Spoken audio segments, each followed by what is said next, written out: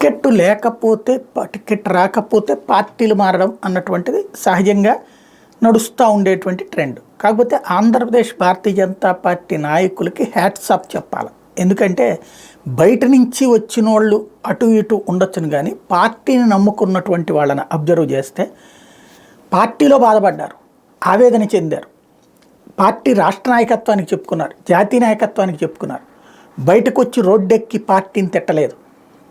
అలా బయటికి లీక్ చేసి సమాచారం ఇచ్చి ఉండొచ్చునేమో, కానీ బహిరంగంగా వచ్చి పార్టీకి వ్యతిరేకంగా మాట్లాడలేదు, పార్టీ అధినాయకత్వాన్ని తిట్టిపోయలేదు. ఇంటర్నల్గా జరిగేటటువంటి ఏమైనా లీకుల ద్వారా సమాచారం అందించుకుని రాయించుకుని ఉండొచ్చు, బట్ రోడ్డెక్కి గొడవ చేయలేదు.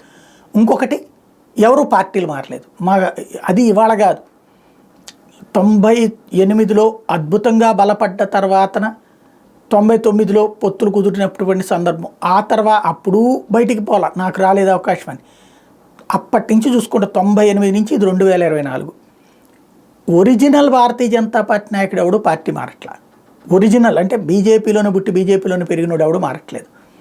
అది ఆంధ్రప్రదేశ్లో ఉన్నటువంటి భారతీయ జనతా పార్టీకి సంబంధించినటువంటి నిజమైన కార్యకర్తలకి హ్యాట్స్ ఆఫ్ చెప్పాలి, నాయకులకి.